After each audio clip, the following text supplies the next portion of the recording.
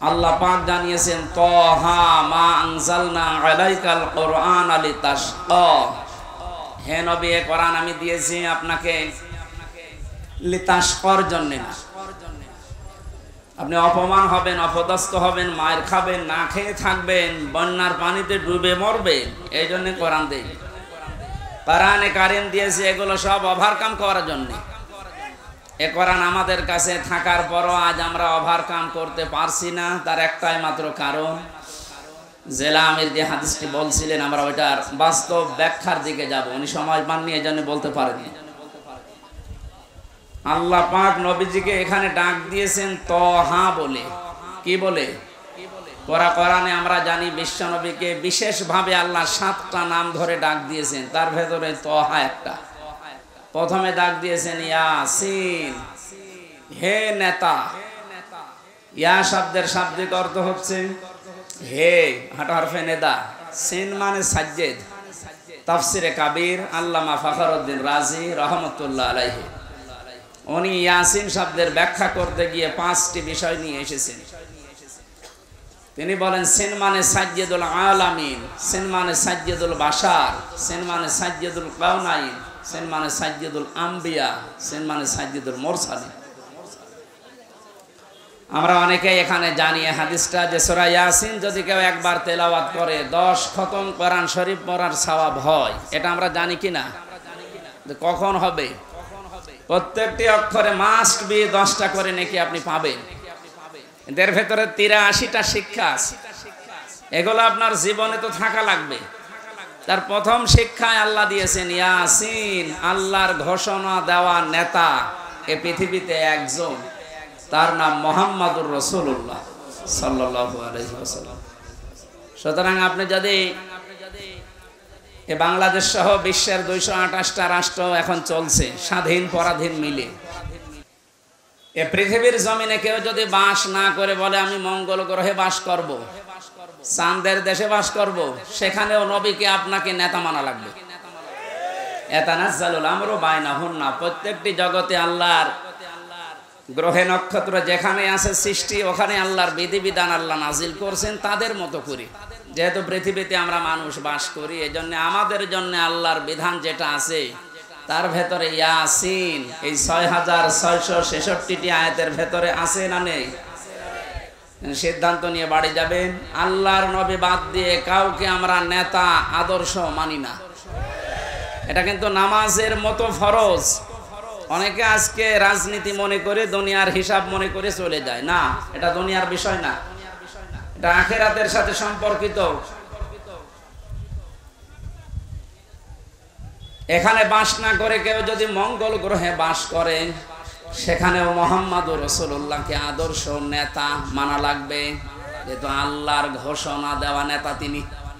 নাকি আমির হামজা ঘোষণা দিয়েছে? কে দিয়েছে? 2 নম্বরে পেয়েছিলাম সাজ্জেদুল বাশার। বাশার মানে মানুষ। কেউ যদি বলে যে আমি মানুষ, আমি জানোয়ার না, তার জন্য মুহাম্মাদুর রাসূলুল্লাহকে আদর্শ মানা লাগবে। এই কথা বুঝতেছেন? সুতরাং এই দুনিয়াতে কেউ যদি বিশ্ব নবী মুহাম্মাদুর রাসূলুল্লাহকে আদর্শ না মানে, নেতা না মানে, সে আর মানুষ নেই। এটা তো আমি বানালাম নাকি? কত আলেম বসে আছে দেখতে পাচ্ছেন। বাকিগুলো একটা একটা করে ব্যাখ্যা আপনারা পড়ে নেবেন ইবনে কাসিরে, তাফসিরে কাবিরের ভেতর থেকে। আমি শুধু ইঙ্গিত দিলাম কেন, আল্লাহর ঘোষণা দেওয়া নেতা যিনি, তাকে বাদ দিয়া যাকে আপনি অনুসরণ করছেন, অনুকরণ করছেন, আপনি যে বিপদে পড়তে যাচ্ছেন সেটা কোরআন দিয়ে আপনাকে শোনায়। কিয়ামতে আল্লাহ যখন বিচারের প্রথম ধাপে ডাকবে আপনাকে, তখন একা একা ডাকবে। অকুল্লুহুম আতিহি ইয়াউমাল কিয়ামাতি ফারদা। আল্লাহ পাক বলেন কিয়ামতে প্রতিটি মানুষকে আমার সামনে দাঁড় করাবো, স্রেফ একা একা, কেউ থাকবেন আপনার সাথে।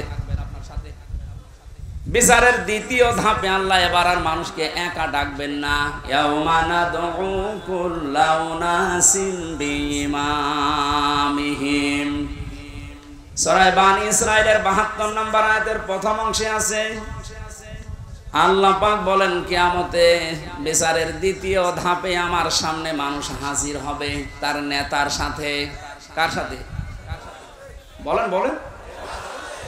এটা যদি শুধু স্রেফ দুনিয়ার বিষয় হতো আমি বলতাম না। প্রথমে আপনার নেতা থাকবে, এরপরে পেছনে থাকবেন আপনি। ও মাগুরাবাসী, আপনি আমার পাশের জেলার মানুষ, এই জন্য আপনাকে বেশি ভালোবাসি। আপনি যেন জাহান্নামে না যান, কিয়ামতের কঠিন ময়দানে যেন ধরা খেয়ে না যান, এই জন্যই তো ব্যাখ্যা। আপনি তাফসিরুল কোরআন মাহফিল লিখে দিয়েছেন। একটু নিজের মনকে জিজ্ঞাসা করেন, কিয়ামতে যেহেতু আপনার নেতার সাথে আল্লাহ ডাক দিবেন, প্রথমে নেতা এরপরে কর্মী। মাগুরাবাসী নিরপেক্ষভাবে দৃষ্টি দিয়ে বলেন তো কি মনে হচ্ছে আপনার? আপনি যাকে আদর্শ মানেন, যাকে নেতা মেনে চলেন, যাকে আপনি রায় দিয়ে ভোট দিয়ে চেয়ারে বসান, এই লোকটা আপনার সামনে থাকবে, আপনি থাকবেন পেছনে। ওর যা চরিত্র আপনি তো জানেন। কথা বলেন না কেন?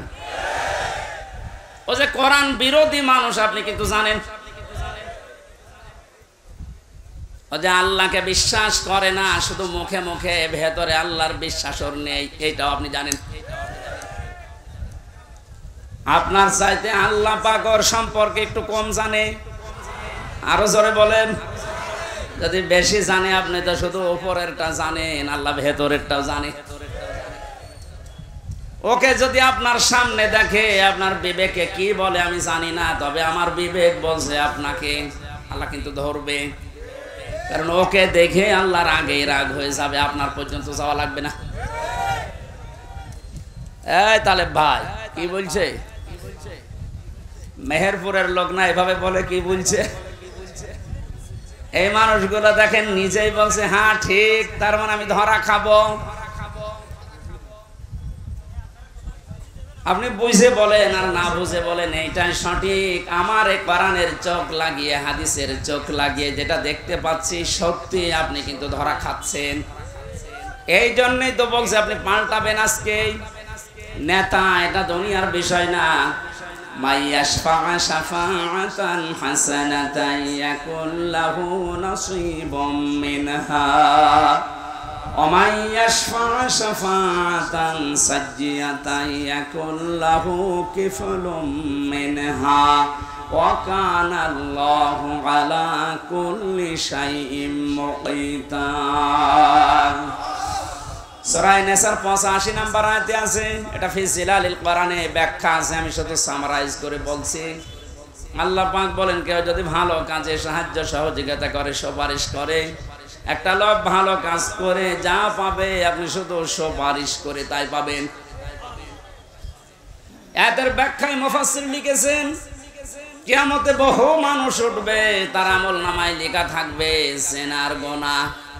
লোকটা বলবে মাবুদ আমি বৈধ স্ত্রী নিয়ে সংসার করেছিলাম, আমি জিনা করিনি, তোমার ফেরেশতারা মনে হয় ভুল করিস। আল্লাহ পাক বলেন বান্দা আমি জানি তুমি জিনা করনি, কিন্তু তুমি এমন মানুষকে সাপোর্ট দিয়েছিলে, ভোট দিয়েছিলে, রায় দিয়েছিলে, সমর্থন জানিয়েছিলে, যে লোকটা ক্ষমতার চেয়ারে বসে জিনা জারি করেছিল, নাইট ক্লাব চালু করেছিল। কয়েকদিন আগে একটা জরিপ পেয়েছিলাম, শুধুমাত্র ঢাকা সিটিতে 250টা নাইট ক্লাব চলছে। এখানে যে সব জায়গায় শুধু আল্লাহর জিকির হয়, কি হয় আপনি টের পাচ্ছেন না? এগুলো যারা করেছিল আপনি তো রায় দিয়েছিলেন, তাদেরকে সাপোর্ট দিয়েছিলেন। এই লোকটা ক্ষমতা পেয়ে, আপনার ভোট পেয়ে, রায় পেয়ে, চেয়ার পেয়ে, এই যে নাইট ক্লাব গুলো চালু করে আল্লাহর জিকিরের পরিবর্তে নাফরমানি চালু করেছে। হাজার লক্ষ লক্ষ জেনা সংগঠিত হয়েছিল। শুধু একা পাবে না, আপনার এই রায়ের কারণে আপনার আমলনামায় ফ্ল্যাক্সি লোড হয়ে যাবে। এখন যদি বলেন আমার তো ফ্ল্যাক্সি খোলা নেই, খোলা লাগবে না, এমনি খুলে যাবে, কারণ আপনি তো খুলে দিয়েছেন। অনেক মানুষ এমন আছে তারা বলবে রব্বুল আলামিন আমি তো হজ করিনি, আমার নামের আগে হজের সওয়াব লেখা, কোন কারণে? আল্লাহ পাক বলেন বান্দা আমি জানি তুমি হজের সামর্থ্য ছিল না, হজ করতে পারোনি, এমন মানুষকে রায় দিয়েছিলে যে লোকটা চেয়ার পাওয়ার পরে হজের সিন্ডিকেট ভেঙে দিয়েছে। এটা আফামা খালিদ, ডক্টর আফামা খালিদ হোসেন ক্ষমতা পাওয়ার পরেই চেয়ারে বসতে দেরি, পরের দিন ঘোষণা দিয়েছে হজের মতো এরকম একটা ফরজ বিধান নিয়ে যারা ব্যবসা করছে, সিন্ডিকেট করে আছে, আমি সব ভেঙে চোরমার করে দেব। এইরকম মানুষগুলোকে যদি 151 জন আমরা পাঠাতে পারি, হজ সহ যত আল্লাহর বিধানের সাথে দেশে আজ তামাশা করা হচ্ছে সবগুলো আমরা ভেঙে দিতে পারবো। তাহলে এই ভালো কাজে যদি আপনি সাহায্য করেন, সহযোগিতা করেন, সমর্থন জানান, ভোট দেন, রায় দেন, সুপারিশ করেন, কিয়ামতে আপনি হজ না করেও হজের সওয়াব নিয়ে হাজির হয়ে উঠতে পারবেন। কথা বলেন ঠিক কিনা? এই জন্য বারবার আমি স্মরণ করাচ্ছি, যাকে আপনি সামনে নিয়ে স্লোগান দিচ্ছেন এ লোকটার চরিত্র কিন্তু আপনি জানেন। এমন মানুষকে সামনে যে ব্যবস্থা আসছে সাপোর্ট করা যাবে না, সুপারিশ করা যাবে না, রায় দেওয়া যাবে না, ভোট দেওয়াও যাবে না। যে লোকটাকে দেখলে আল্লাহর রাগ হয়ে যায়। এখানে একটা ছোট্ট কথা বলছি, সূরা ফুরকান 19 নম্বর পারা 4 নম্বর পৃষ্ঠার 15 নম্বর লাইনে আছে, বাড়িতে যে মিলাবেন। কোন মুসলমান ঈমান যাদের আছে, কোন মুমিন 3টা গোনা দুনিয়ায় করতে পারে না হুঁশ থাকতে। এই ভালো করে মিলাবেন, আমি গতানুগতিক কথা বলি না। কোন মুমিন পৃথিবীতে জীবিত থাকতে হুঁশ থাকা অবস্থায় 3টা গোনা করতে পারে না। এ ঘোষণা দিচ্ছে কে? নাকি আমি বানালাম? এবার আল্লাহর ঘোষণা শোনেন, ওয়াল্লাযীনা লা ইয়াদউনা মা'আল্লাহি ইলাহান আখারা ওয়া লা ইয়াকতুলুনান নাফসাল্লাতী হারামাল্লাহু ইল্লা বিল হক ওয়া লা ইয়াজনুন। আল্লাহ পাক বলেন, 1 নম্বরে তারা আল্লাহ বাদে অন্য কাউকে ডাকতে পারে না। এই ছেলে, মাথা খারাপ আপনার? তার কেটে দেন, তো সব এখান থেকে বুঝবে না, বাইরে যে বলবো হুজুর রাজনীতি করিস। এটা কি রাজনীতি করছি? আল্লাহ বাদে অন্য কাউকে যারা ডাকছে কোন মুমিন এ ডাক দিতে পারে না। আজ কয়েকদিন ধরে একটা ভিডিও চোখে পড়ছে, জালেমরা তো বিদায় নিয়েছে আমরা দেখতে পাচ্ছি, তো বাংলাদেশে এখন নব্য অনেকেই মুনাফিকের আচরণ আরম্ভ করেছে। আল্লাহর ঘোষণা ছিল কি? কোন মুমিন পৃথিবীতে 3টা গোনা করতে পারে না, করলে সে আর মুমিন থাকে না। 1 নম্বরে আল্লাহর সাথে অন্য কাউকে আপনি ডাকতে পারবেন না। কিন্তু ভিডিওতে দেখলাম একজন এদেশে অনেক বড় দায়িত্বে আছে, আমি নাম নিলাম না, উনি গৌতম বুদ্ধের প্রশংসা করছে। আল্লাহ বাদে অন্য কাউকে ডাকায় যেহেতু জায়েজ নেই, সেহেতু ওই জায়গায় আপনি যা বললেন আপনার ঈমান নেই। মুমিন হিসাবে আপনি যা করলেন আপনার ঈমান নষ্ট হয়ে গেছে। এরকম মানুষ যদি সামনে আসে, আপনি কোনোদিন আপনার রায়, সমর্থন, সুপারিশ, ভোট দিতে পারবেন? তাহলে কাফেরকে দেওয়া হবে। 2 নম্বরে ওয়ালা ইয়াকতুলুনান নাফসাল্লাতী হারামাল্লাহু ইল্লা বিল হক। এই পৃথিবীর ময়দানে আল্লাহর ঘোষণা দেওয়া ব্যতীত আপনি কাউকে অন্যায়ভাবে হত্যা করতে পারবেন না। অথচ এই 5 তারিখের আগ পর্যন্ত আপনি তাকান, ন্যায় অন্যায় কোথায় পেয়েছেন? আমার সামনে কুষ্টিয়াতে 14 জন মানুষকে শহীদ করে দেওয়া হয়েছে। এই হত্যার সাথে টপ টু বটন একেবারে উপরের নির্দেশ, যত মানুষ জড়িত এরা একটাও আর মুসলমান মুমিন নেই, বিপরীতটা হয়ে গেছে। এরা যদি সামনে আসে কোনোদিন সুপারিশ করবেন, রায় দেবেন, ভোট দেবেন, সমর্থন জানাবেন। 3 নম্বরে ওয়ালা ইয়াজনুন, মুমিন কখনো সজ্ঞানে স্বইচ্ছায় হুঁশ থাকার পর জিনা করতে পারে না। কিন্তু বাস্তবতা আমরা পুরো উল্টা দেখেছি। এই 17 বছর এত বড় দরবেশ, ওর ফেরেশতা দেখেছেন, মানুষের বউ জোর করে নিয়ে সংসার চালিয়েছে। জোরে বলেন নাউজুবিল্লাহ। কোরআনে কারিমের সূরা ফুরকানের আয়াত অনুযায়ী এই তিনটা গুনাহ কোনো মুমিন করতে পারে না। সুতরাং যারা করছেন আপনারা মুমিন নেই। আর দেশে ৯৬% মুসলমান কোনোদিন আপনাদেরকে সাপোর্টও করতে পারে না। আমি আশা করছি আপনি কথা মেনে নেবেন, কারণ এটা আমার নিজের কথা না, আল্লাহর বক্তব্য। আমি শুধু অ্যাডভার্টাইজ করলাম। কথা বলেন না কেন? মানবেন কিনা আপনার বিবেককে জিজ্ঞাসা করেন। নবীকে যে আল্লাহ 7টা নামে ডাক দিলেন, তার প্রথম নাম যেহেতু ইয়াসিন ছিল, ইয়াসিনের 2 নাম্বার অর্থ হচ্ছে সাইয়্যিদুল বাশার। মানুষ হিসাবে দাবি করলে আপনাকে মুহাম্মাদুর রাসূলুল্লাহ মাস্ট বি, তাকে আদর্শ নেতা মানাই লাগবে। কেউ যদি না মানেন, আলাদাবুল মুফরাদের বর্ণনা, দুনিয়ায় যাদের আদর্শ, যাদের নেতা মুহাম্মাদুর রাসূলুল্লাহ ছিল না, এই মানুষটা মরণের পরে বিনা হিসাবে বিনা বিচারে জাহান্নামী। এটা আমি বানালাম। হ্যাঁ, এবার আসেন যে কথাটা বোঝানোর জন্য এতক্ষণ বারবার এদিকে ওদিকে যাচ্ছে, খুব খেয়াল করেন। মুহাম্মাদুর রাসূলুল্লাহ সাল্লাল্লাহু আলাইহি ওয়াসাল্লাম এখন নেই, আছে? বলেন না কেন? উনি যে আমাদের আদর্শ, আমার নেতা, উনি তো নেই। আমি এখন দেখে মেনে চলবো কি করে? কোরআনে কারীম জানিয়েছে, ইয়া আইয়ুহাল্লাযীনা আমানু আতিউল্লাহা ওয়া আতিউর রাসূলা ওয়া উলিল আমরি মিনকুম ইলা আখিরি আয়াত। সূরা নিসা 5 নম্বর পারার 6 নম্বর পৃষ্ঠা 9 নম্বর লাইনের 59 নম্বর আয়াতে আছে। এটা ফি জিলালিল কোরআনে পাবেন। আল্লাহ ডাক দিয়েছেন, হে ঈমানদারেরা, আমি আল্লাহর আনুগত্য করো, আমার রাসূলের আনুগত্য করো, আর তোমাদের ভেতরে যারা উলিল আমর নেতৃত্ব দেয়, নেতা যারা, তাদের মেনে চলো। এই আদেশ মানা নফল না ফরজ? আরো জোরে বলেন। নামাজ যেভাবে ফরজ মনে করে পড়েন, এই আয়াতটাও মেনে নেওয়া লাগবে ঠিক ওইভাবে ফরজ মনে করে। কিন্তু শিক্ষার বিষয় এখানে যে আতিউ, এটা ফেল, এটা ভার্ব, এটা ক্রিয়া। এই শব্দটা আল্লাহ নিজের নামে আর রাসূলের নামে দিয়েছেন, কিন্তু উলিল আমরের আগে আল্লাহ শব্দটা দেননি। আমি যেই কয়টা তাফসীরে আয়াতের সাথে মিলিয়েছি, সব মুফাসসির একমত, আল্লাহ রাসূলকে মেনে চলা লাগবে, কোনো প্রশ্ন করা যাবে না।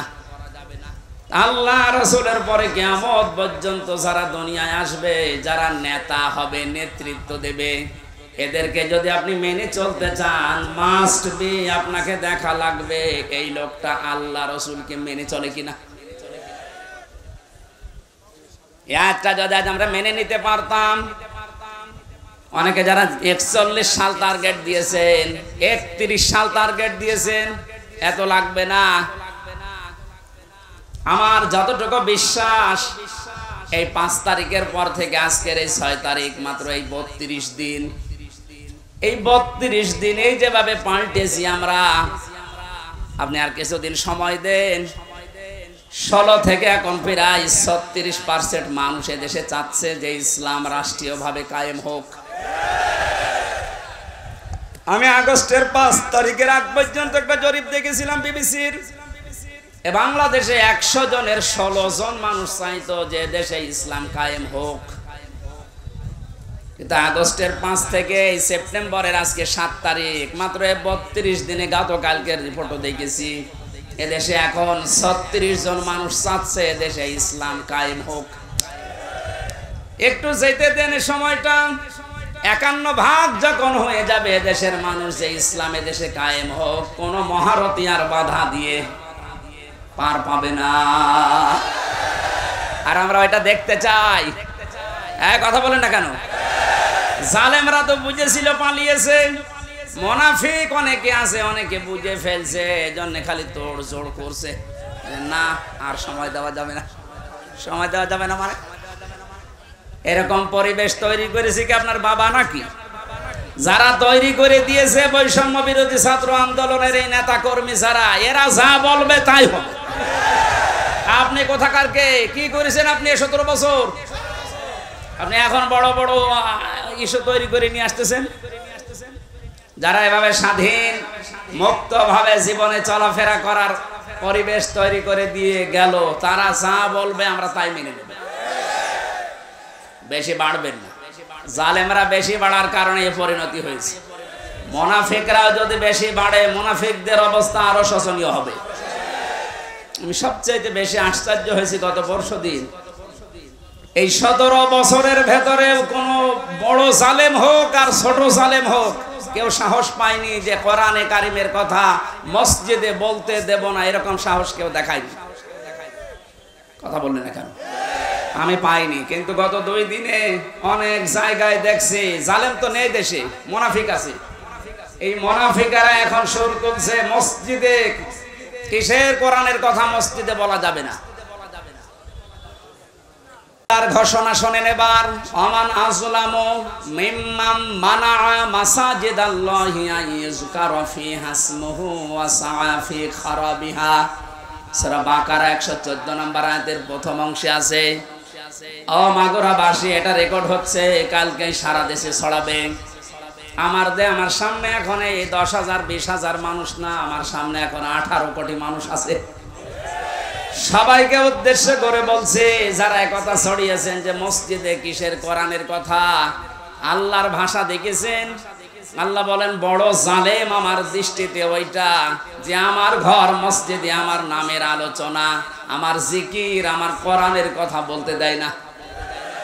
সুতরাং ভুল করছেন আপনি কিন্তু জালেমের খাতায় পড়বেন। আর জালেম হলে সে আল্লাহর টার্গেট। জালেমরা টার্গেট কার? বলেন বলেন বলেন।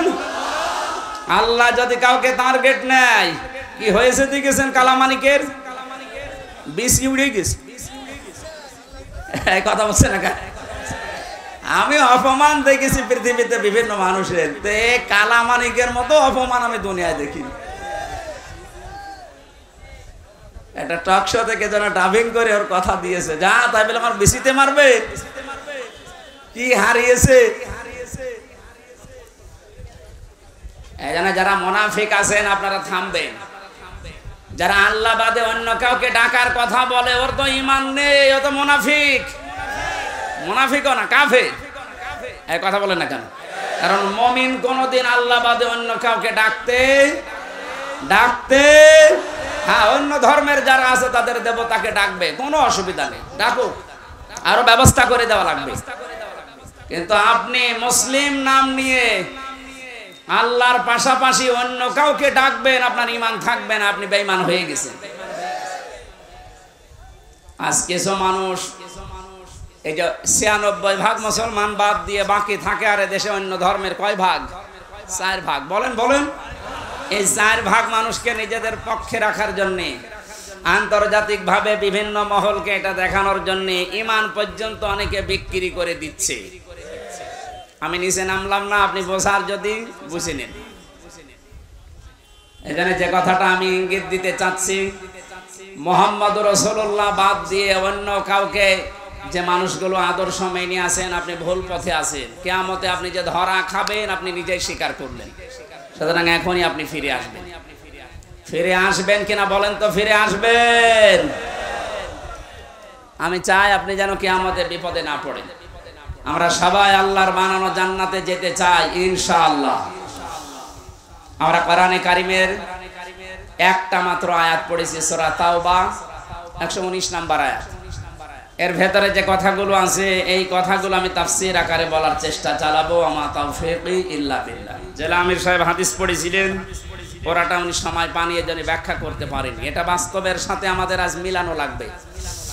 আন আবি হুরায়রা রাদিয়াল্লাহু তাআলা আনহু قال قال النبي সাল্লাল্লাহু আলাইহি ওয়াসাল্লাম, বিশ্বনবী বলেন, হযরত আবু হুরায়রা থেকে এটা বর্ণিত, মান কোরআন কোরআনা, যে ব্যক্তি আল্লাহর কোরআন পড়ে, ফাস্তাজহারাহু, এবং কোরআনকে যারা ইজহার করার চেষ্টা করে।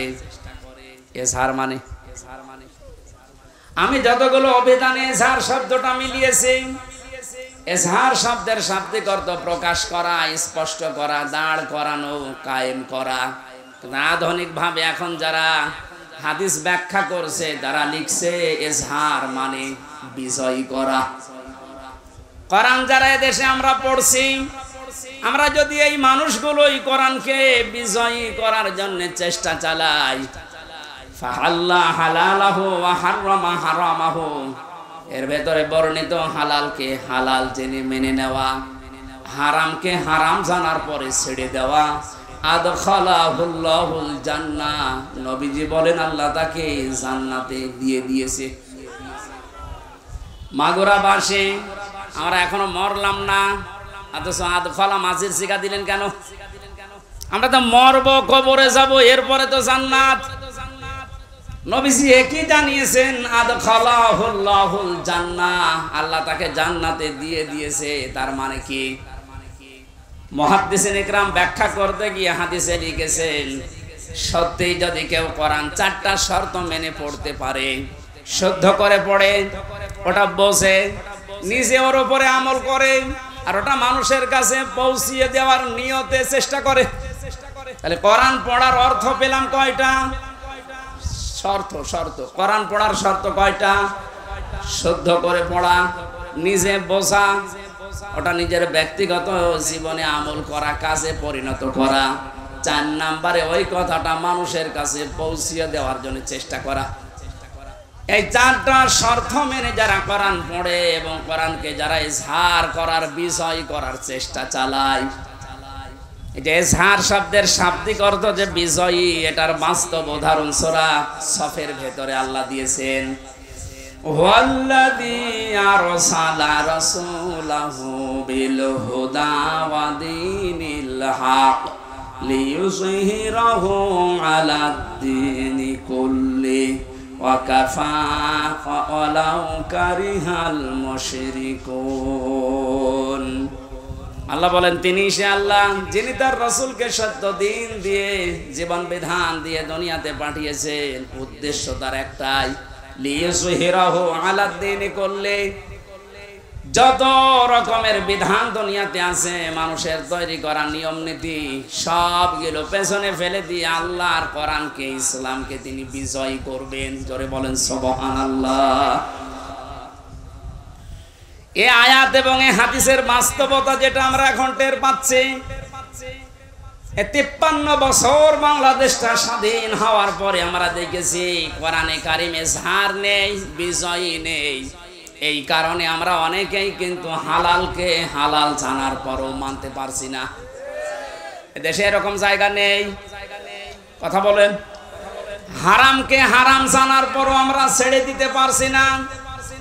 ঘুষ দিয়ে চাকরি করা হালাল না হারাম? আরো জোরে বলেন। আপনি একটা জায়গা দেখান বাংলাদেশে 5 তারিখের আগ পর্যন্ত, প্রাইমারি থেকে বিশ্ববিদ্যালয় পর্যন্ত, এমনকি শ্রীপুর মাগুরার এই জামে মসজিদ থেকে কেন্দ্রীয় মসজিদ বায়তুল মুকাররম পর্যন্ত একটা জায়গা ও টাকা পয়সা দেওয়া অবৈধ সুপারিশ ছাড়া চাকরি হয়েছে কিনা? আমরা কিন্তু জানি এটা হারাম কাজ। হারাম জানার পরও হারামকে আমরা ছেড়ে দিতে পারি নাই, কারণ কোরআন দেশে বিজয়ী নেই। কথা বলুন।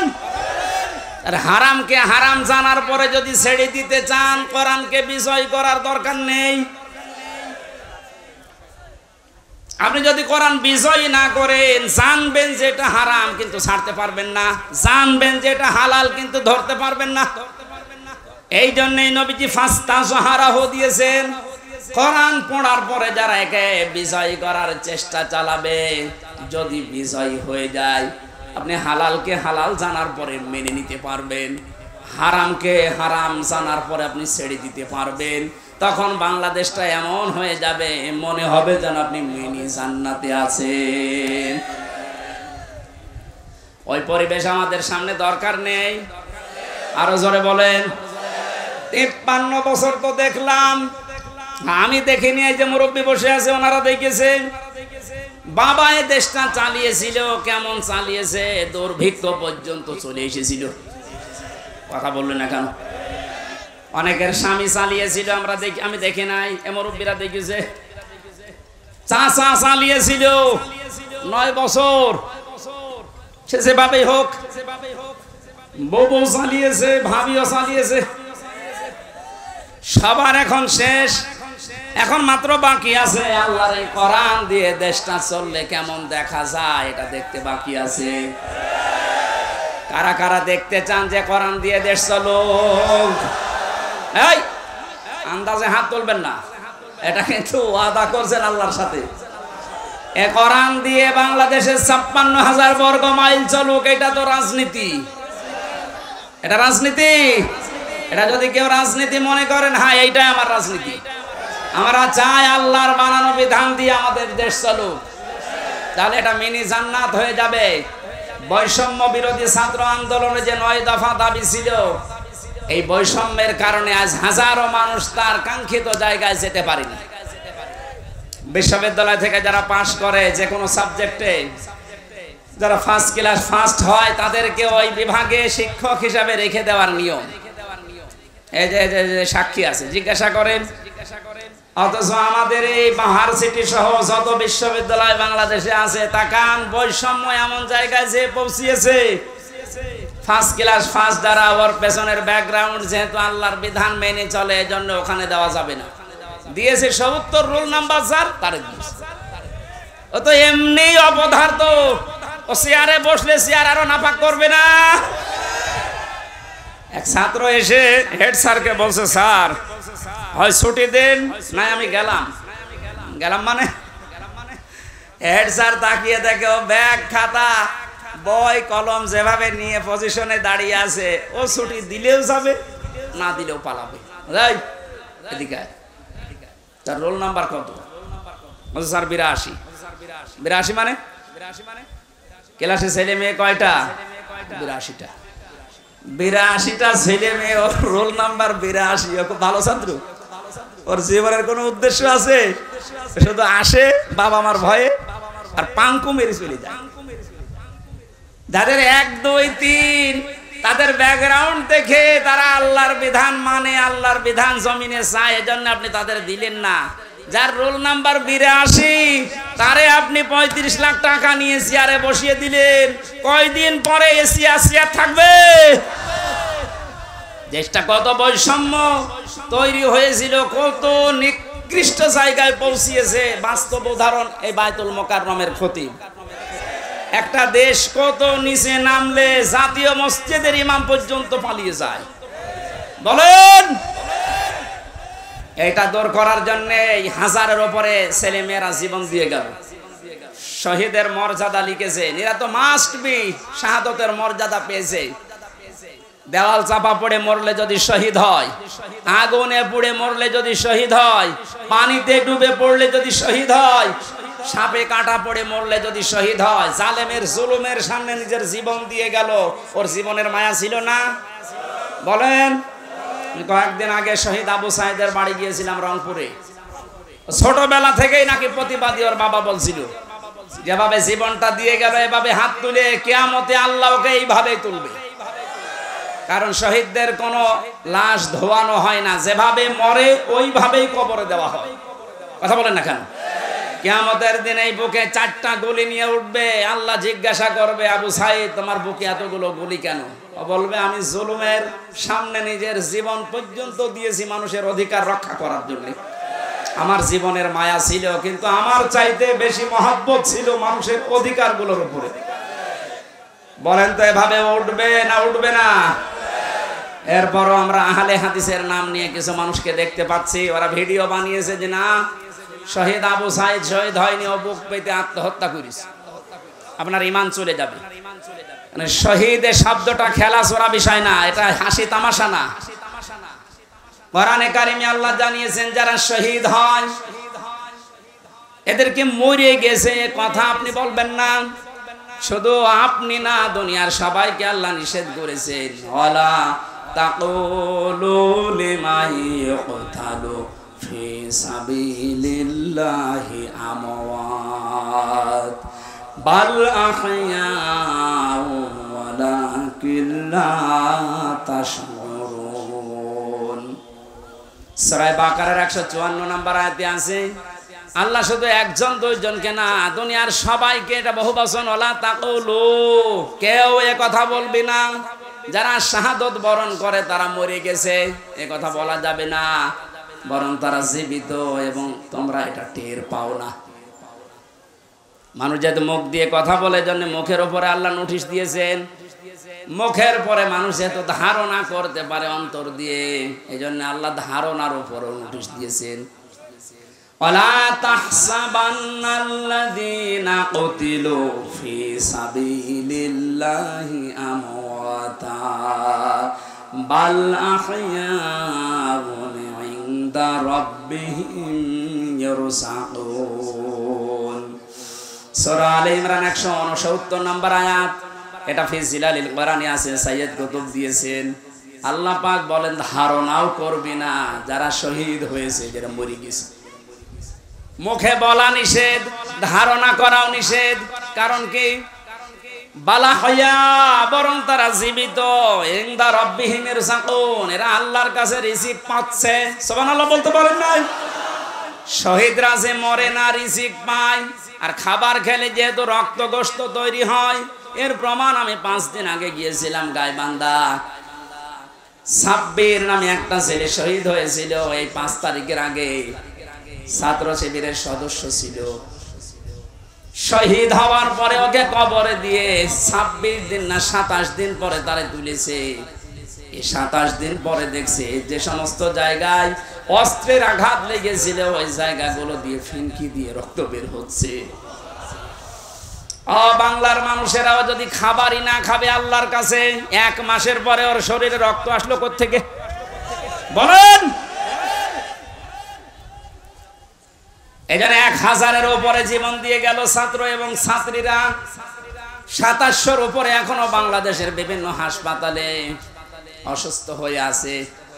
রাষ্ট্রের যারা দায়িত্ব পেয়েছেন এই সহজ অবস্থায়, যাদের এই সমস্ত আত্মত্যাগের কারণে এরকম মুক্ত পরিবেশে আমরা ফিরে আসতে পারলাম, আমরা আহ্বান জানাবো এই অসুস্থ, এই আহত মানুষদের প্রত্যেকের চিকিৎসার ব্যবস্থা রাষ্ট্র করবে। এই দাবির সাথে আপনারা আছেন না? ডক্টর মোহাম্মদ ইউনূস সহ যারা দায়িত্বে আছেন, তাদের এই মুহূর্তে সবচাইতে বড় দায়িত্ব এটা। শহীদ আবু সাইদের কবরে যদি যেতে পারেন, এরকম 2700 আবু শহীদ এখনো পর্যন্ত বাংলার বিভিন্ন হাসপাতালে কাতরাচ্ছে। রাষ্ট্রীয়ভাবে টাকা পয়সা যত খরচ হয় হোক, দেশে না হলে বাইরের দেশে নিয়ে যাওয়া লাগবে। এনারা দ্বিতীয় স্বাধীনতার মহান জীবিত এই মানুষগুলো গাজী। 53 বছর আগে যারা শহীদ হয়েছে এ দেশের জন্য, তাদের যদি ভাতা দেওয়া যায়, মাত্র এই 1 মাস 2 দিন আগে যারা শহীদ হয়ে গেল, এদের কিছু করা যাবে না? বৈষম্য বিরোধী ছাত্র আন্দোলনে যারাই ছিল, আমরা প্রত্যেকের সুচিকিৎসার ব্যবস্থা নিশ্চিত করতে চাই রাষ্ট্রীয়ভাবে। এবং যারা মারা গেছে তাদের যে সম্মান দেওয়া দরকার, আল্লাহ এবং রসুলের পক্ষ থেকে যেটা এসেছে, কোনদিন এ কথা মুখে উচ্চারণ করবেন না ও মরে গেছে, মনে মনে ধারণাও করবেন না যে মরে গেছে। এত বড় কঠিন হুঁশিয়ারি দিয়েছেন আল্লাহ কোরআনে কারিমে শহীদদের পক্ষে। ওনাদের যে দাবি ছিল সংস্কার, আমি এই কোরআনের মাহফিলের মাধ্যমে সারা বাংলাদেশের মানুষকে আহ্বান জানাতে চাই, সংস্কার যখন আরম্ভ হয়েছে, 1628 জন মানুষকে সংস্কার করা লাগবে এখন। কারণ এই মানুষগুলো জালেমদের সহযোগী ছিল। এই কথা বলেন না কেন? 1628 জন মানুষ আপনি তালিকা করেন, দেখবেন এরা সবগুলো জালেমের প্রত্যক্ষ সহযোগী ছিল। জালেমের একা এই জুলুম করা সম্ভব ছিল না, এদেরকে সাথে নিয়ে করেছিল। এদেরকে নেওয়ার কারণে এদের এই বিভাগগুলো পর্যন্ত আজ মানুষের কাছে ঘৃণিত। এই যে পুলিশ, সব কি খারাপ? এই মাত্র কয়েকটা কোলাঙ্গারের কারণে আজ পুলিশ প্রশাসনের উপরে মানুষের এত রাগ। আমার বাড়ির নিচতলায় পুলিশ ভাড়া ছিল, 5 তারিখের পরে সকালে যেয়ে দেখছে ঘর তালা মারা। ওদের কোথায় গেছে আল্লাহ জানে, আর আসতেছে না। এই বাহিনীর উপরে আবার আস্থা ফেরানোর জন্য ওনারা চেষ্টা চালাচ্ছে। সবাই খারাপ না, যেই কয়জনের কারণে এই যে হারুন 3 ইঞ্চি, ওরা আসলেই 3 ইঞ্চি করা লাগবে। এই গোপালগঞ্জের মনিরুল কাউন্টার টেরোরিজমে ছিল, আসাদুজ্জামান, ডিসি মান্নান, আমি নাম ধরে বলছি কারণ এগুলোর দ্বারা আমি নিজে অত্যাচারিত হয়েছি। এই মাদারীপুর ট্যাকের হাটের আমার মামলার আয়ু আজ আমি মিজানুর রহমান, আমারে ধরার পরে আমার বাবার কাছ থেকে 10 লক্ষ টাকা নিয়েছে, বলেছেন আজ 100টা মামলা দেবে। আমার বাবা গ্রাম্য মানুষ, সঙ্গে সঙ্গে 8 লাখ টাকা দিয়েছে। যে সমস্ত জায়গাতে ধার করেছিল ওই ধারগুলো এখন আমার শোধ দেওয়া লাগে। কয়েকদিন আগে আমার যত মামলা ছিল আদালত সবগুলো ঢিসমিস করে দিয়েছে। আদালত মামলা দেখে বলছে আমি কি দিয়ে বিচার করব, এর কোনো মাল নেই। আমি মনে হয় বলতে গেলাম যে স্যার আপনি তো এই 3 বছরও দায়িত্বে ছিলেন, এই মামলাটা আমার সিএমএম কোর্ট, জজ কোর্ট, হাইকোর্ট সহ প্রায় 31 থেকে 32 বার উঠেছে, আপনি তো দেননি। এখন বলবে যে আমার হাত বাঁধা ছিল, এখন তো হাত খোলা, এখন হাত খোলা না। আমরা চাই সারা দেশের যেখানে যেখানে হাত বাঁধা ছিল কারো হাত আর বাঁধা থাকবে না। সংস্কার যখন চলছে সবার হাত যেন খুলে যায়, কথা বলেন ঠিক কিনা? জালেমদের দোসর যেগুলো আছে সবগুলো পাল্টা, নাইগুলো নতুন নতুন ইস্যু তৈরি করবে। সংখ্যালঘু নাম নিয়ে ওরা মানুষকে লাগিয়েছিল, কিন্তু হালে পানি নেয়নি। এক কথা বলছেন না। এরপরে প্রধান বিচারপতিকে দিয়ে একটা কো করার চেষ্টা করেছিল, ছাত্র জনতা রুখে দিয়েছে, পারে নাই, আবার লাগিয়েছে আনসারদের। আনসারদেরও হয়নি, কারণ 42,000 আনসার নিয়োগ হয়েছে এই দেশে, তার 32,000 সব গোপালী। আমরা যে 63টা জেলার মানুষ, আমরা কি ঘাস কাটছি? এই জন্য তো কোনো বাহিনী আর আসে নাই, প্রথমে এসেছে প্রথমে আনসার, কারণ সবই ওইটা। এটা দিয়েও যখন হাতে হালে পানি নেয়নি তখন লাগিয়েছে ডাক্তারদের, এটাও পারে নাই। গার্মেন্টসের শ্রমিকদেরকে লাগাবে সামনে, সব গোপন সংবাদ যাদেরকে দিয়ে ষড়যন্ত্র করে আল্লাহ সব ফাঁস করে দিচ্ছে। আমার মনে হয় জালেমদের যা চরিত্র, আর ওরা যেভাবে উপর থেকে কথা শুনতেছে, আপা আপনি ঘাবড়াবেন না, আপনি ঘাবড়ালে আমরা নরম হয়ে যাই। ওদের যা চরিত্র এ দেশের মানুষ আসলে জানে। দেখেন গোয়ালন্দ ঘাটের বেশ্যাদেরকে কয়েকদিন পর নামাবে। এত নিম্ন কথা আমি বলতাম না, কারণ ওদের চরিত্র তো এইটাই। হ্যাঁ, কথা বলেন না কেন? এখানে সংস্কার যখন আরম্ভ হয়েছে, 9 দফা দাবি নিয়ে যারা লেগেছিল, সংস্কার আমরা খুব দ্রুত চাই। যে লোকটাকে এখনো পর্যন্ত মাথার উপরে বসিয়ে রেখেছেন এই চপ্পু মিয়া, কিসের চপ্পু? এই চপ্পুকে বাদ দেওয়া লাগবে ইমিডিয়েটলি। কারণ জালেমদেরকে টিকিয়ে রাখার পেছনে যারাই দায়ী, একটাকেও আমরা চোখের সামনে দেখতে চাই না। এই কথা বলেন, নয়তো কিন্তু এই ষড়যন্ত্র রোখা যাবে না। নতুন নতুন করে আবার ফাঁদ পাতবে, বেশ্যাদেরকে দিয়েও হবে না, তখন নিজেরা উলঙ্গ হয়ে নামবে। চরিত্র বলতে কিছু আছে যে নামবে না? এত অত্যাচার করেছিল জেলখানার ভেতরে মানুষকে। আমার যে মামলা, মূল্যচুরি মামলাও না, সন্দেহ করে আমার ধরে নিয়েছে। আমার ওয়াজ শুনে নাকি কিটা উদ্বুদ্ধ হয়ে সংসদ ভাঙতে গেছে, এই ছিল আমার মামলা। আর আমারে নিয়ে রেখেছে ফাঁসির কন্ডেম সেলের ভেতরে, রিমান্ডে নিয়েছিল মাটির নিচে, ওই যে আয়না ঘর বলে ওটা নিচে, আমি দেখে এসেছি। আমার কালো কাপড় দিয়ে চোখ বেঁধে, হাত পেছনে বেঁধে দিয়ে, তাও হ্যান্ডকাপ দিয়ে, যেটা লাগলে হাত কেটে যায়, পায়ের ভেতরে ডান্ডা বেড়ি দিয়ে 11 ঘন্টা আমারে টাঙিয়ে রেখেছি। যা বলতে বলছি এটা বলা লাগবে, নয়তো আপনার বউ তুলে নিয়ে আসবো আমরা। বলেন নাউজুবিল্লাহ। এই মানুষগুলোকে বলে ক্ষমা করে দেন। কিসের ক্ষমা? কোনো ক্ষমা নেই এদের। কারণ এদের মাফ করবেন না আল্লাহ, কারণ ওরা আল্লাহর কাছে অপরাধ করে নাই, করেছে হামজার কাছে। যতদিন পর্যন্ত হামজা মাফ না করবে, ওকে আল্লাহ মাফ করবে। ইন্নামাস সাবিলু আলাল্লাযিনা ইয়াজলিমুনা নাস। আল্লাহ বলেন অবশ্যই আমি নিজে মামলা দেব, কেস করব তাদের বিরুদ্ধে যারা মানুষ হয়ে মানুষের উপরে জুলুম করে। আল্লাহ কি ইয়াজলিমুন আল মুসলিমুনা দিয়েছেন? না, ইয়াজলিমুনা নাস। আমি কি মানুষের ভেতরে পড়ি না? আসতে বলেন। মানুষের ভেতরে পড়ার পরও 3টা বছর আপনি যোগাযোগ বিচ্ছিন্ন রাখলেন আমার আর মামুনুল হককে, কেন? আমরা কি মানুষের ভেতরে না? এ অত্যাচার জুলুমের সাথে টপ টু বটন যারা জড়িত, আমি জানতাম খবর নিয়ে মাঝে মাঝে বলতে, স্বরাষ্ট্রমন্ত্রী এ কথা জানিয়েছে, এই জন্য আপনাদের যোগাযোগ বিচ্ছিন্ন। আমরা মাফ করব না, যে মাফ করে করুক, আমার কোনো মাফ নেই। কারণ এদের কারণে আমার ছোট মেয়েটা এখনো পর্যন্ত আমার চেনে না। বাড়িতে গেলেও মনে করে এরকম হুজুর বহু আসে, এও এক হুজুর। এই 3 বছরে তো আমার বন্ধু বান্ধব আমার যারা আছে, এই যে আমার বন্ধু, এরা বহু এই 3 বছরে গিয়েছে দেখা করার জন্য। আমার ছোট মেয়ে মনে করে ওই রকমই এক তালেব আসতেছে। আমি যে ওর বাবা, আমার চেনেই না। কত দুঃখ আমার ভেতরে, বলেন তো আপনি কোন কারণে এটা করলেন? বলে আমার কি অপরাধ যে আমার পালানো লাগলো, কি অপরাধ? এদিকে আসেন, আপনাকে আমি আয়না ঘরে ব্যারিস্টার আরমানের মতো 8 বছর না 8 দিন শুধু রেখে দেব। যদি আপনার কষ্ট না হয় আপনাকে আবার আমরা ফেরত নিয়ে আসবো। আসেন। আপনি ধারণা করেন যে কি করেছি, কি করেন নাকি? আপনার করার আর কিছু বাকি আছে? বাংলাদেশের 18 কোটি মানুষ যদি আপনাদেরকে মাফ করে দেয়, ব্যারিস্টার আরমানের বউ জীবনও মাফ করবে না।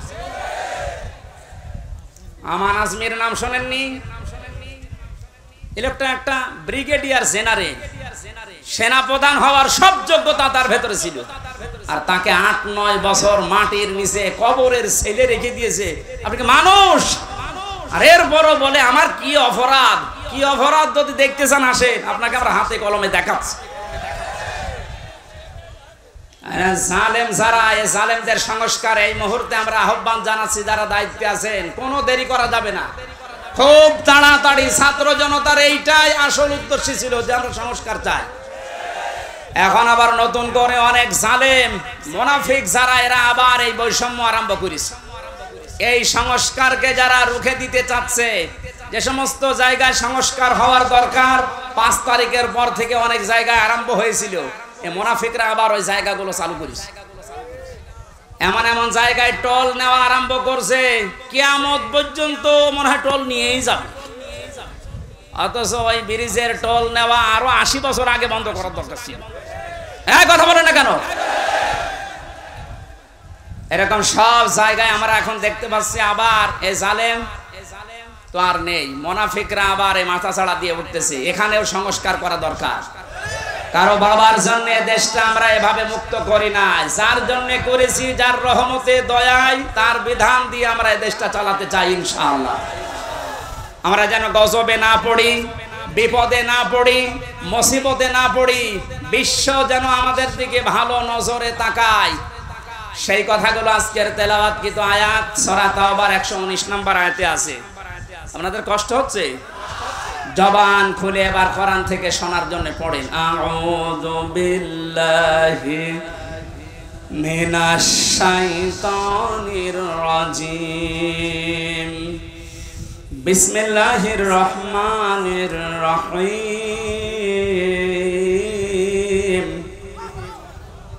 ইয়া আইয়ুহাল্লাযীনা আমানুত্তাকুল্লাহা ওয়া কুনু মা'আস সাদিকিন।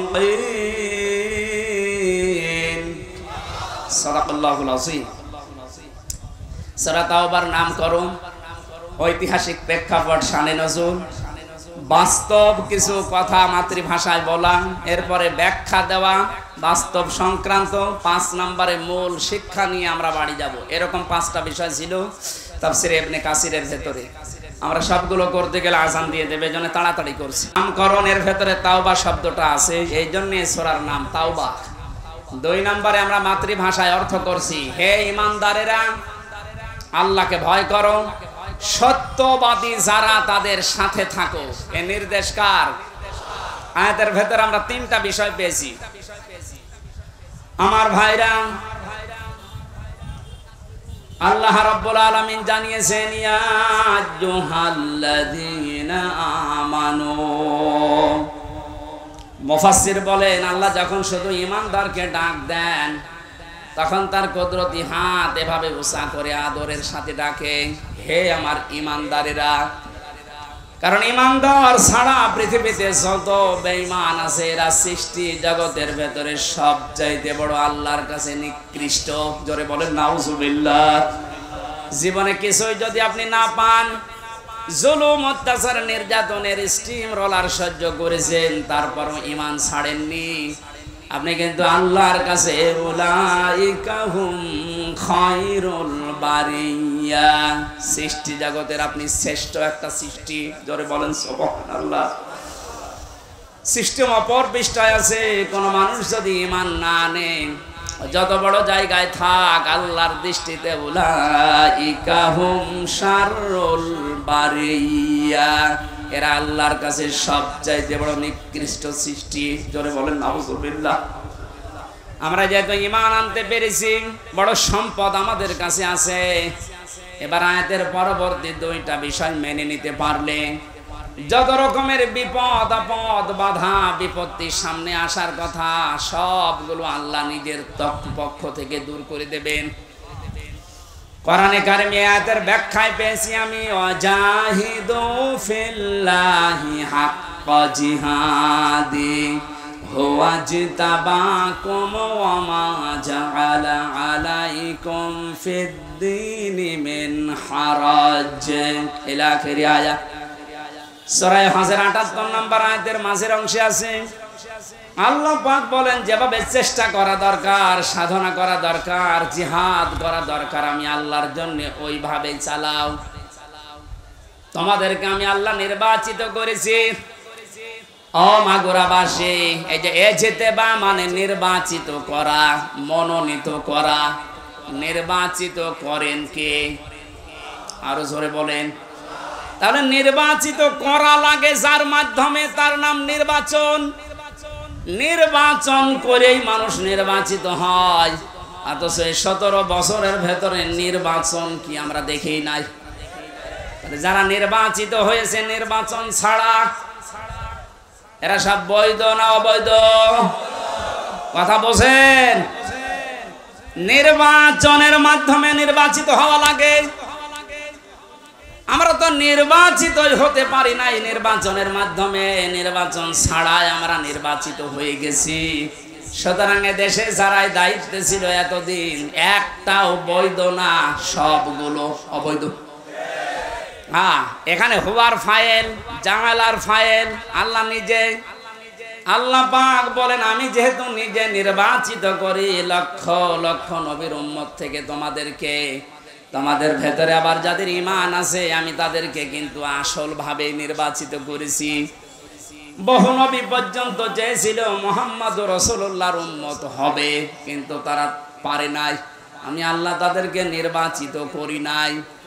হযরত মুসা আলাইহিস সালাম তিনি চেয়েছিলেন, আল্লাহ তুমি নবী বানিয়েছো, খুশি আছি। নবী না বানিয়ে যদি মুহাম্মদ রাসূলুল্লাহর উম্মত আমাকে বানাতে, আমি খুশি থাকতাম। আল্লাহ পাক যেহেতু তাকে নির্বাচিত করেননি, এজন্য তিনি নির্বাচিত হয়ে দুনিয়াতে আর আসবেন না উম্মত হয়ে। একজনকে করেছিলেন, তিনি হযরত ঈসা নবী। তাকে আল্লাহ পাঠাবে ঠিক, কিন্তু নবী করে না, উম্মত করে। আমরা সেই পর্যায়ে আছি, এই নবীর উম্মত আমরা নির্বাচিত। এরপরে আবার আমাদের ভেতরে আছে ঈমান। আল্লাহ পাক বলেন ঈমানের উপরে থাকতে গিয়ে, আল্লাহর পথে যদি টিকে থাকতে গিয়ে বিপদ আপদ মুসিবত যন্ত্রণা দুঃখ এগুলো আসে, আমি আল্লাহ ওয়া মা জাআলা আলাইকুম ফিদ-দীনি মিন হারাজ। জাআলার ফাইল বা কর্তা সরাসরি আল্লাহ।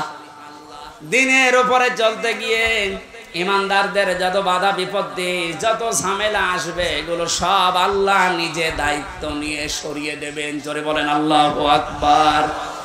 এটার বাস্তব আমরা কিন্তু দেখতে পাচ্ছি। এখন 5 তারিখে আমার মনে হয় আল্লাহ তা আয়াতটা কার্যকর করে দিয়েছে বাংলাদেশে। কত রকমের বাধা বিপত্তি, কত রকমের পাহাড় পাথর আমাদের উপরে ছিল, বুকের উপরে আল্লাহ নিজে দায়িত্ব নিয়ে সব ঘন্টার ভেতরে পাল্টিয়ে দিয়েছে। এমন এমন পাথর আমরা মোড়ে মোড়ে দেখেছিলাম। একটা 30 মিনিটে যখন ঘোষণা হয়ে গেল যে পালিয়ে যাচ্ছে, বিকাল 5টা বাজতে বাজতে সারা দেশের কোনো জায়গায় আর পাথর পেলাম না। কুষ্টিয়ার মোড়ে যে পাথরটা ছিল বিকাল 5টা বাজতে বাজতে মাটির সাথে মিশিয়ে দিয়েছে বাংলার জনগণ। কত হাজার কোটি টাকা খরচ করে বাংলার এই 64 জেলা 560টা থানার উপরে আপনি এগুলো বানিয়েছিলেন। এই টাকাগুলো দিয়ে যদি আপনি রাষ্ট্রের কাজে লাগাতেন, যার জন্য এগুলো করলেন, একটাও তো কাজে লাগে না, সব মাটিতে শুয়ে আছে। এখন টাকাগুলো আপনার বাবার টাকা ছিল না, টাকা ছিল জনগণের। এই যে জালা এর ফাইল যেহেতু আল্লাহ নিজে করতাম, আমার মনে হয় আল্লাহ নিজে এই পাথরটা দায়িত্ব নিয়ে সরিয়ে আমাদের বুককে হালকা করে দিয়েছে। আলাম নাশরাহ লাকা সাদরাকা ওয়া ওয়াদানা আনকা বিজরাক আল্লাযী আনকাযা যাহরাক। আল্লাহ পাক বলেন, হে নবী, আমি আপনার বক্ষকে উন্মুক্ত করিনি, আপনার পিঠের উপরে যে বোঝা ছিল এই বোঝাটাকে আমি আল্লাহ নামাইনি। আমার মনে হচ্ছে আয়াতগুলো আল্লাহ 1500 বছর আগে না, 5 তারিখে সব নাযিল করিস। কোরআনের পাখি সেই 15 বছর আগে ঘোষণা দিয়ে গিয়েছিল এমন একটা কালো গাঢ় অন্ধকার রাত আমাদের উপরে আসতেছে। মক্ষম ভাবে যদি মোকাবেলা করতে না পারি, সক্ষম ভাবে, তাহলে সুবহে সাদিক হওয়া বড় অসম্ভব। আল্লাহ নিজে দায়িত্ব নিয়ে সুবহে সাদিক আমাদের মাঝে এনে দিয়েছেন। এজন্য আমরা যারা ঈমানদার, কোনো ভয় নেই, কোনো চিন্তা নেই। ঈমানদারদের ভয় চিন্তা আল্লাহ নিজের পক্ষ থেকে দূর করে দেয়। এর বাস্তব প্রমাণ শহীদ মীর কাশেম আলী। আমাকে এক কারারক্ষী বলছিল, হামজা ভাই, এই লোকটার যেদিন ফাঁসি হবে মাত্র 3 ঘন্টা বাকি আছে। আমি বললাম, স্যার আপনার ফাঁসি হবে 3 ঘন্টা, আপনি এবার প্রস্তুতি নেন। শহীদ মীর কাশেম আলী কারারক্ষী কুতুবউদ্দিন, এই যে রাজবাড়ি বাড়ি, আমার বলছে, হুজুর শেষ পর্যন্ত আমারে ডাক দিয়ে বলে, ভাই আমি ঘুমিয়ে গেলাম, 2 ঘন্টা পরে আমারে ডাক দেবেন। দেখলাম ঠিক ঘুমিয়ে গেছে। 2 ঘন্টা পরে ওনারে ডাকলাম রাত 9টায়, যেহেতু 10টায় একে ওনার ফাঁসি। ওঠার পরে গোসল করে ওযু করার পরে 2 রাকাত নামাজ আদায় করলেন। এশার নামাজ শেষ করে 2 রাকাত নামাজ আদায় করে আমারে বলছে, কারারক্ষী ভাই জল্লাদ শাহজাহানকে ডাক দেন, আমি রেডি হয়ে গেছি। কারারক্ষী আমারে বলছে, আমির হামজা ভাই, আমার মনে হচ্ছে উনি শ্বশুর বাড়ি যাওয়ার জন্য ব্যস্ত, অথচ মাত্র 1 ঘন্টা আছে। ও বাংলার মুসলমানের, আপনার কি মনে হয় এই কঠিন পরিস্থিতিতে, অথচ তার ছেলেটা গুম হয়ে আছে, ব্যারিস্টার আরমান, তার স্ত্রী অসুস্থ হয়ে আছে, তার দলের লোক হাজার হাজার পালিয়ে বেড়াচ্ছে, জেল খাটতেছে, 24 ঘন্টা তার দলীয় লোকজন আতঙ্কে আছে। এই অবস্থায় সে বলছে, আমি 2 ঘন্টা ঘুমিয়ে নিলাম, আমারে ডেকে দেন। আপনি বলেন তো ওই সময় কি ঘুম আসার কথা? কেন ঘুম এসেছে? কারারক্ষী বলছিল, ভাই ওনার ঘুম আসলো কি করে আমার এখনো মাথায় ধরে না। আমি বললাম, আমার ধরেছে। আল্লাহ পাক বলেন, ইন্নাল্লাযীনা ক্বালু রাব্বুনাল্লাহু সুম্মা ইসতাকামু তাতানাজ্জালু আলাইহিমুল মালাইকা। যারা এই কথা দুনিয়ায় বলতে পারে আমাদের রব আল্লাহ, আর এর উপর টিকে থাকতে পারে, আল্লাহ ফেরেশতা নাজিল করে তাদেরকে শুধু সাহায্য করে না। এটা যেহেতু তাতানাজ্জালু মুসারে বর্তমান ভবিষ্যৎ, প্রেজেন্ট ফিউচার, মালাকুন না দিয়ে আল্লাহ মালাইকা বহুবচন দিয়েছেন। যারা আল্লাহকে রব বলার পরে সত্যিই টিকে থাকতে পারে ইখলাসের সাথে, তাওয়াক্কুল করে, মাস্ট বি আল্লাহর ওয়াদা আল্লাহ পূরণ করবেই, তাদের জন্য ফেরেশতা আল্লাহ নাজিল করবেই। ফেরেশতাদের এসেছিল তার প্রমাণ, আল্লাহ তাখাফু ওয়ালা তাহজানু। ফেরেশতারা বলতে থাকে, কোনো ভয় পাবেন না, কোনো চিন্তা নেই। কিসের ভয়, কিসের চিন্তা? তাফসীরে ফি জিলালিল কোরআন সাইয়্যিদ কুতুব লিখেছেন, আমাকে যখন ফাঁসি দেওয়া হয়, যে ইমাম এসেছিল কালেমা পড়াতে, আমি ডাক দিয়ে বললাম, আপনি আমাকে কালেমা পড়াবেন, এর জন্য রাষ্ট্র আপনাকে বেতন দেবে, অথচ এই কালেমার দাওয়াত দেওয়ার কারণে আজ আমাকে ফাঁসি দেওয়া হচ্ছে। সুতরাং ইমাম ভালো করে শোনেন, আপনার কালেমা আর আমার কালেমা এক কালেমা না। আল্লাহ তাখাফু ওয়ালা তাহজানু, সাইয়্যিদ কুতুব আয়াতের ব্যাখ্যায় তিনি লিখেছেন, ফেরেশতা যখন কানের কাছে এসে বলতে থাকে কোনো ভয় নেই, কোনো চিন্তা নেই, আপনার ছেলে মেয়ের জন্য, আপনার দলের লোকের জন্য, ব্যবসা প্রতিষ্ঠানের জন্য আপনার চিন্তা আসতে পারে, ভয় হতে পারে, আল্লাহ নিজে ওইগুলোর দায়িত্ব তার কুদরতি হাতে তুলে নিয়েছে। মাগুরার মুসলমানেরা, আমার তো 100% বিশ্বাস হচ্ছে শহীদ মীর কাসেম আলী 3 ঘন্টা ফাঁসি, এরপরে 3 ঘন্টা পরে যার ফাঁসি হবে, 2 ঘন্টা যেহেতু ঘুমিয়েছে, অবশ্যই মাস্ট বি ফেরেশতা ওনার কানের কাছে কিছু শুনিয়েছিল, নাই তো ঘুম আসার কথা না। আমার তো কোনো চিন্তা টেনশন ছিল না, তারপর আমার ঘুম আসতো না 3 বছর। আর যার মাত্র 3 ঘন্টা পরে দুনিয়া থেকে বিদায় নেবে, তার ঘুম আসে কি করে? আপনার শুনতে যত সহজ মনে হচ্ছে, বিষয়টা অত সহজ না। ওই জায়গায় যদি আপনি পতিত হতেন, বুঝতেন যে বাস্তবতা কত কঠিন। কিন্তু ওরা এমন সহজ করে নিয়েছে। আল্লাতি কুনতুম তুআদুন, ফেরেশতা বলে চিন্তা করবেন না, আল্লাহ তো সব দায়িত্ব নিয়ে নিয়েছে। ওই জান্নাতের সুসংবাদ নিয়ে এসেছি।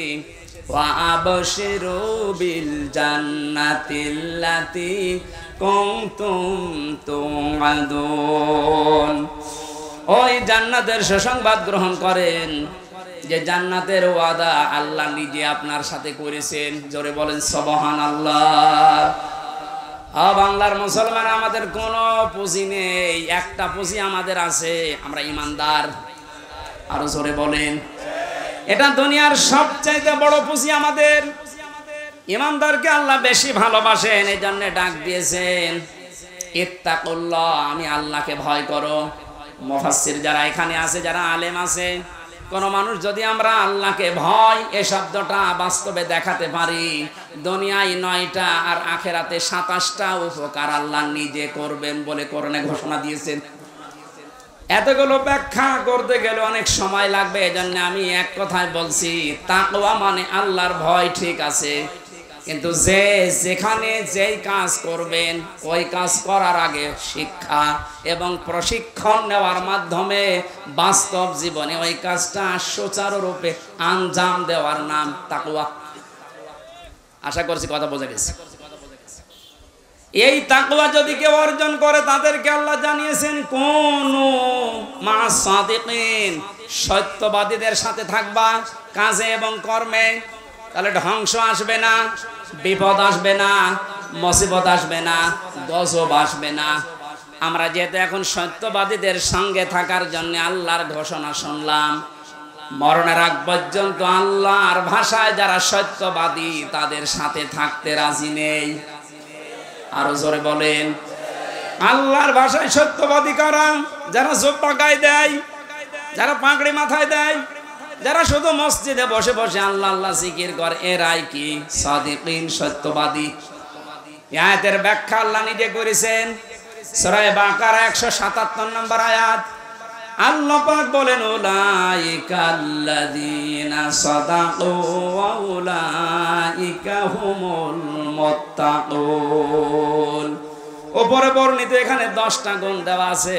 কেউ যদি 10টা গুণ অর্জন করতে পারে, তারাই ইমানের দাবিতে সত্যবাদী, তারাই মুত্তাকি, তাদের সঙ্গে তোমাদের থাকা লাগবে। এ নির্দেশ কার? আরো জোরে বলেন কার? এখন এই 10টা নির্দেশ আল্লাহ যেটা দিয়েছেন সূরা বাকারা 177 নম্বর আয়াত, তাফসীরে ইবনে কাসির, মারিফুল কোরআন। আমি বলে দিলাম, বাড়িতে যে একটু নামিয়ে দেখেন আপনি সত্যবাদীদের সাথে থাকতে চান কিনা। আল্লাহ রাব্বুল আলামিন আমাদেরকে আয়াতের যে 10টা গুণ দিয়েছেন, যেহেতু আজান হচ্ছে আর রাতের মাহফিল দূরে, ওই শাহ আব্দুল কাদের মোল্লা, শহীদ আব্দুল কাদের মোল্লা সাহেবের কবরের পাশে আমার মাহফিল আজকে রাতে। আজকের মতো শেষ করে আগামীতে কয়েকটা অনুষ্ঠানে শ্রীপুর, মাগুরা, নাঙ্গলবাদ নেওয়া আছে, ওখানে রাতের বেলা কথা বলবো ইনশাআল্লাহ। আল্লাহুম্মা আমিন।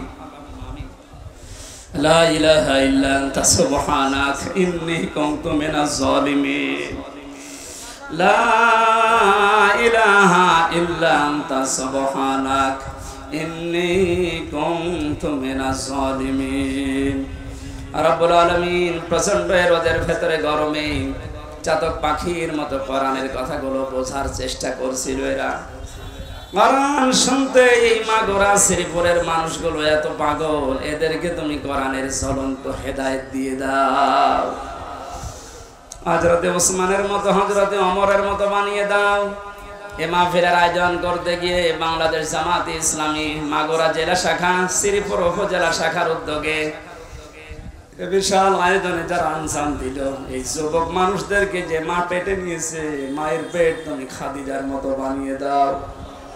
সম্মানিত মা বোনেরা, বিভিন্ন বাড়িতে গাছতলায় তারা বসে আছে আল্লাহ, আলাদাভাবে তাদের দায়িত্ব কর্তব্য বলতে সময় পেলাম না, তুমি তাদেরকে ফাতেমাতুজ জোহরার মতো জীবন দিয়ে দাও। রব্বুল আলামিন যত মানুষ এই কোরআন প্রচারের জন্য টাকা দিয়েছে, এদের টাকাগুলো ওসমানের সাথে মঞ্জুর করো। মুরব্বী যারা এসেছে আল্লাহ, আবু বকরের মতো বানিয়ে দাও। তোমার বান্দা কসির উদ্দিনের মাধ্যমে মাহফিলে আমি এসেছি আল্লাহ, কসিরকে মেহেরবানি করে কবুল করো। তার সন্তানাদি, স্ত্রী, মা বাবা দুনিয়া থেকে যারা বিদায় নিয়েছে তাদের মাফ করে দাও। যারা বেঁচে আছে হায়াতে তাজ্জিবা সিয়াতে কুল্লিয়া দান করো। মাহফিলের প্রধান অতিথি আমাদের অভিভাবক, বাংলাদেশ জামাতে ইসলামের মাগুরা জেলার শ্রদ্ধাভাজন আমির অধ্যাপক এমবি বাকের সাহেবকে কবুল করো। সভাপতি সাহেবকে কবুল করো। যত মানুষ মনের ভেতরে কামনা বাসা নিয়ে বসে আছে, আমাদের চাহিদা আশাগুলো পূর্ণ করে দাও।